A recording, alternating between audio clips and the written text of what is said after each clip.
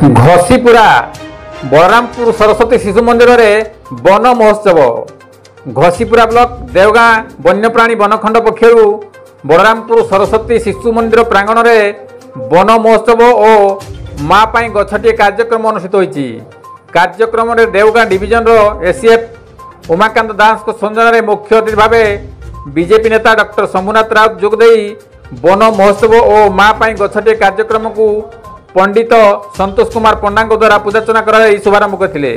ACF श्रीजुक्त दास कार्यक्रम गुरुत्व उपर सम्यक सूचना देते बेले मुख्य अतिथि डॉक्टर राउत विश्व परिवेश और मानव समाज पर वृक्षर आवश्यकता अपरिहार्य बोली मत व्यक्त करते।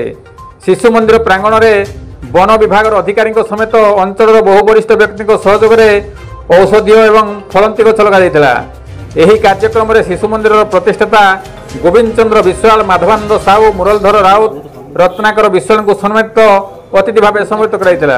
अन्य मानक मध्य देवगाँ फरेस्टर मंगुली चरण शाह, भगामुंडा फरेस्टर धीरेन्द्र कुमार पात्र, फरेस्ट गार्ड ममता प्रियदर्शिनी राउत, प्रियदर्शिनी जेना और अंचलवासी यथा सुधांशु विश्वाल, मानस आचार्य, रमेश साहू, कुलमणि साहू, विश्वजित जेना, मायाधर रणा, लुलु आचार्य, मीना विश्वाल, पंचान्न साहू, काठी साहू, करुणाकर जेना, सुजित राउत, गोप पंडा, संध्याराणी पंडा, पुष्पलता महांती प्रमुख 100 ऊर्ध्व व्यक्ति जोग देते।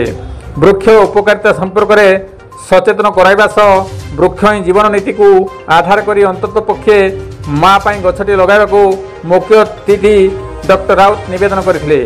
गोविंद राउत का रिपोर्ट, केडी न्यूज ओडिया।